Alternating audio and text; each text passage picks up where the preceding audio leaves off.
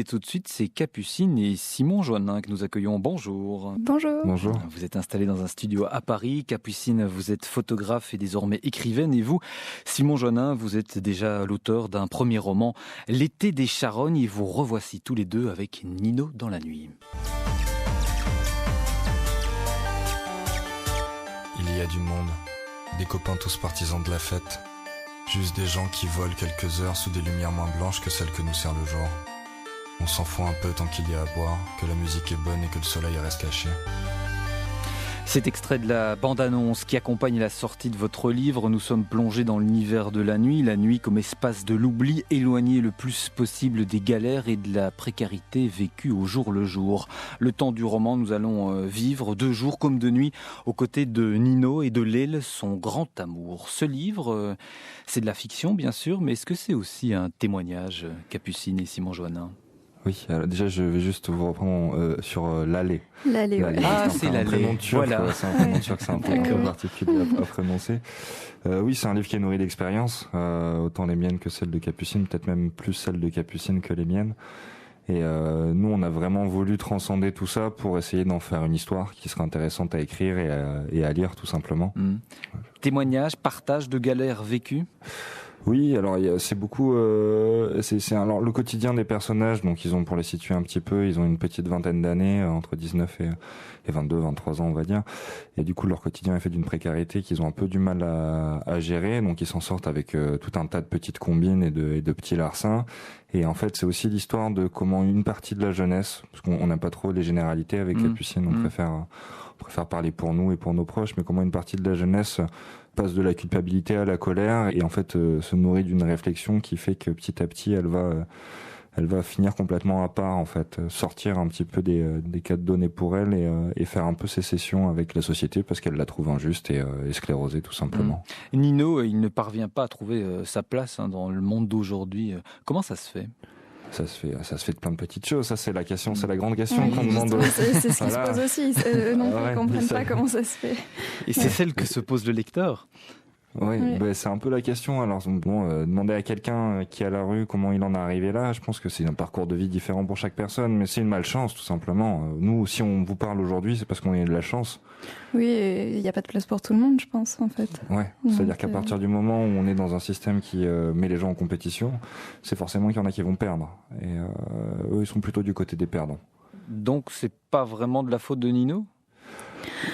C'est compliqué parce que on peut dire qu'il a raté des cases. Peut-être que en fait, le truc c'est que oui, il aurait peut-être pu faire des études, les réussir, avoir un travail et rentrer dans le rang. Sauf que les modèles qu'il a autour de lui qui ont suivi ce chemin-là, il les voit pas heureux en fait. Il a pas l'impression qu'ils ont réussi quelque chose. Donc lui, il est plus précaire. Mais à côté de ça, il a l'amour, il a l'amitié. Il réussit des tas d'autres choses qui pour lui sont beaucoup plus importantes que ce qu'il échoue. Parce qu'au final, ce qu'il échoue, c'est juste, il arrive pas à gagner sa vie d'une façon digne, mais le reste, je trouve qu'il le réussit très bien. Il est très lucide, c'est un personnage qui est très intelligent, mais oui, il n'arrive pas à s'insérer dans cette société qui est malade.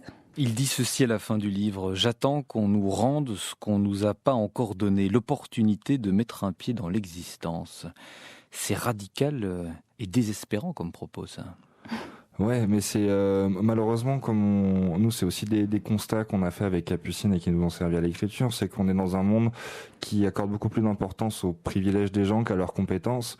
Et il y a tout un tas de personnes, on en a croisé beaucoup dès nos études, qui sont vraiment douées pour tout un tas de domaines, mais qui n'ont même pas la chance d'exprimer leur talent, tout simplement parce que la place est déjà prise par quelqu'un qui a peut-être un peu moins de talent, mais qu'on a pu placer là sans trop de problèmes, parce que il fallait en faire quelque chose et que quelqu'un de pouvoir a pu décider pour lui. Donc on perd beaucoup de choses en se basant sur une histoire de privilège plutôt que sur une histoire de compétences.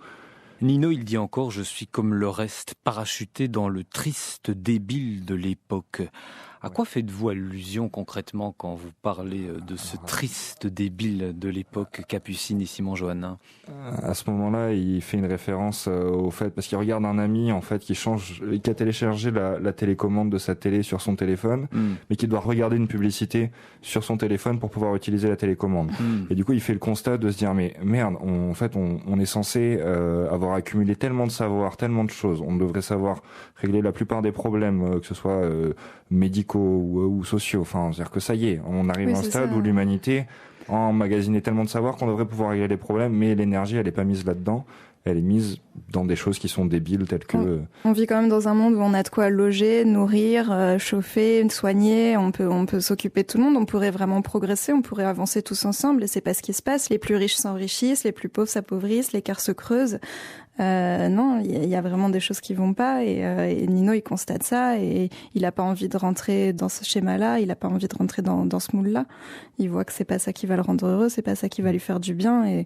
Et au final, refuser comme il refuse, c'est un acte de résistance. Et ouais.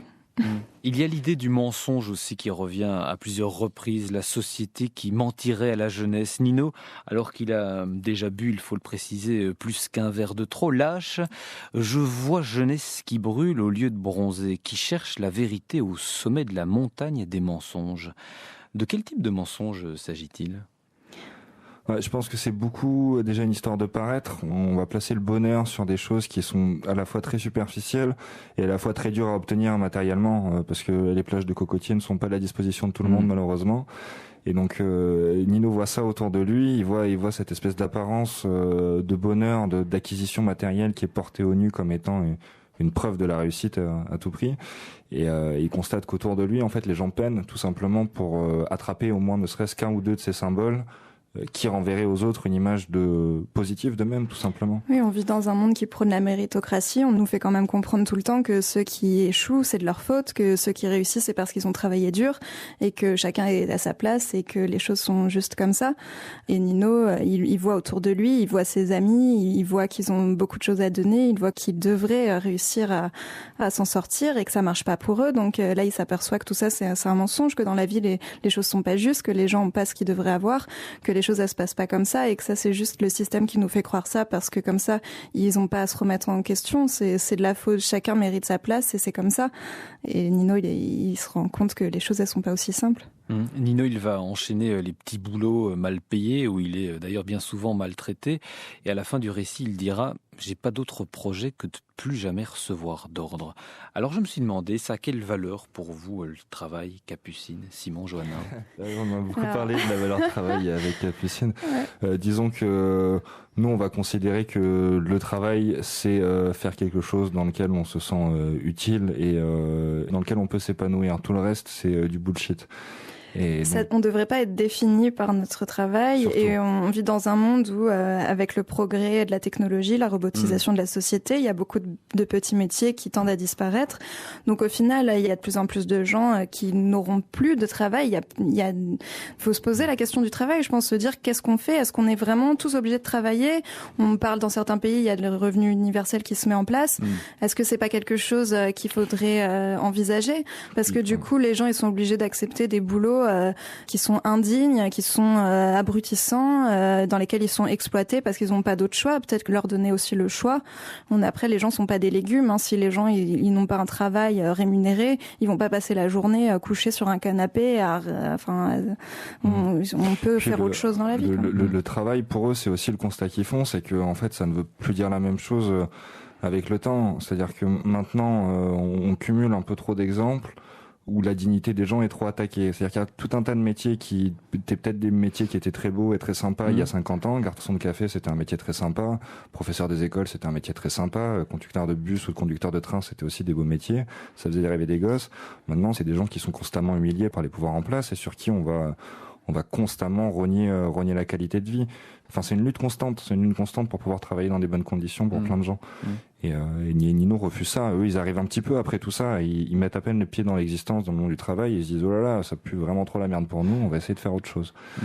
Nino, il vole dans les magasins quand il galère, mais aussi quand il a de l'argent. Comment ça se fait ? Pourquoi ? Il vole, faut voir à qui il vole. Il vole pas à l'épicier du quartier, il vole aux grandes enseignes. Les grandes enseignes qui nous font manger des cloportes et des asticots sans le préciser parce que c'est autorisé d'en mettre dans le tofu parce que voilà, les législations sont. Enfin, c'est quand même des. Il vole des voleurs. Il le dit comme ça.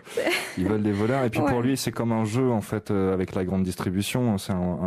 Il a conscience que d'une certaine manière. Il a un consommateur exploité quand il rentre dans un magasin, qui se retrouve forcé de consommer des produits qui vont être mauvais pour sa santé et pour son corps. Et du coup, il rentre dans un espèce de jeu de hacker le système, en fait. C'est un espèce de petit hacker à son échelle, de comment, en fait, détourner tout le pouvoir et toute l'attention des grandes firmes qui est mis dans la sécurité avec ses petites combines à lui. Ça devient un espèce de jeu, et puis c'est un jeu qui est nécessaire à sa survie pendant tout un temps. Et après, je pense que c'est une habitude qu'il a pris et dont il a du mal à se détacher. Page 53. On va manger quoi? Des animaux morts, du lait de vache violet, des crevettes pêchées par des esclaves ou du dérivé de tomates italiennes à base de sang de l'ennemi du clan qui tient l'usine? J'ai l'impression que derrière chaque article, dans chaque rayon, quelqu'un, quelque part, s'est fait baiser ou essaye de me la mettre à moi. Ouais, ça résume assez bien, assez bien la vision de Nino du supermarché. Ouais. C'est pour ça qu'il n'a pas honte de ne pas payer dans ces endroits-là. Qu'est-ce qu'il puise dans la nuit, Nino et ses amis? Une bouffée d'air frais, une bouffée d'oxygène. C'est la nuit, ça lui permet de supporter ses journées. Après, les journées lui abîment l'âme, la nuit abîme son corps. Mais c'est surtout c'est une manière d'oublier, tout simplement, d'un petit peu faire une pause, de débrancher son cerveau, parce qu'ils sont tellement pris dans le stress et dans la tension qu'au bout d'un moment, la seule manière qu'ils ont de se déconnecter, c'est de se mettre une grosse caisse, quoi, comme font la plupart des gens à leur manière, hein, que ce soit avec l'alcool ou avec d'autres choses. C'est un moyen de décompresser parce que vous avez dû passer par là, vous aussi? Nous, on a décompressé en faisant la fête ou en faisant d'autres choses. Hein. Il y en a, moi, j'ai fait du sport. Enfin voilà, il y a plein de manières différentes. Chacun a sa manière de décompresser, parce que je pense qu'on est tous beaucoup soumis à la pression. Dans une ville comme Paris, nous, on est sur Paris. C'est assez hallucinant de voir comment, quel que soit le niveau social, le niveau d'intégration, les gens sont tellement soumis au stress qu'ils explosent tous plus ou moins de manière différente. Oui, la France est quand même le premier consommateur d'antidépresseurs. Et chacun a besoin de quelque chose pour tenir. Il n'y a pas beaucoup de gens qui arrivent à faire sans rien, quoi, que ce soit l'alcool, le sexe, la drogue, les médicaments. On vit dans un monde où c'est compliqué de vivre sans avoir besoin de quelque chose pour nous apporter un peu du bonheur qu'on ne trouve pas ailleurs. Eux, ils sont dans une précarité qui les met dans une urgence et qui les met constamment sous pression. Mais au-delà de la précarité, ils constatent que les gens autour d'eux, qui sont plus insérés et qui n'ont pas leurs problèmes, ne sont pas plus heureux et subissent une perte de sens, en fait. C'est surtout ça. C'est aussi le livre d'une perte de sens dans l'époque, où on se dit, mais comment ça se fait qu'autant d'énergie est mise dans des choses qui soient si peu positives pour le plus grand nombre d'entre nous? Pourquoi est-ce que vous laissez le lecteur avec le sentiment que Nino, il ne trouvera jamais sa place et son réel bonheur dans le monde d'aujourd'hui?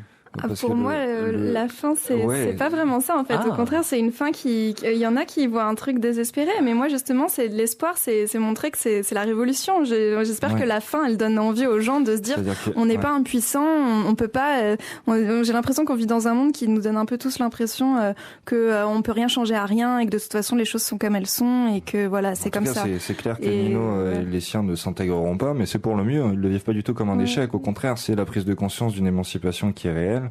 Et la fin du livre, c'est au contraire arrêter d'essayer de rentrer dans les cases pour lesquelles on n'est pas fait, mais plutôt faire péter les cases, en fait. Voilà. Non, Nino, à la fin, il va changer le monde. Moi, j'en suis sûre. Moi, je suis positive.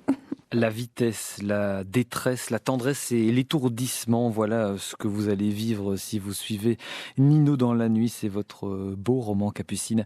Et Simon Joannin, merci à tous les deux d'avoir été avec nous ce matin. Merci pour votre invitation.